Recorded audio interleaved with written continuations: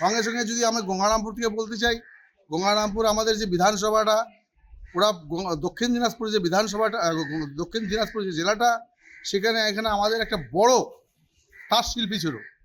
সেই তাঁত শিল্পী আজ এমন জায়গাতে চলে গেছে, তার কোনো নিরাপত্তা নাই। কোথায় তাঁত, কোথায় মানুষ, কোথায় সেই বাড়ি, আমরা খুঁজে পাচ্ছি না।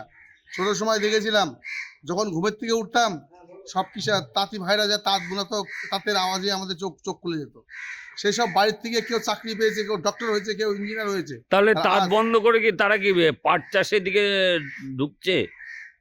তারা তাঁতের দিকে কেউ চাষবাস করছে, কেউ টোটো চালাচ্ছে, কেউ রাজমিস্ত্রি কাজ করছে, কেউ বিদেশে চলে যাচ্ছে, বিভিন্ন স্তরে মানুষ চলে যাচ্ছে। যার কারণে আমাদের যে দক্ষিণ দিনাজপুরে, বিশেষ করে গঙ্গারামপুর বিধানসভার যে পরিষেবা একদম বাজে হয়ে গেছে।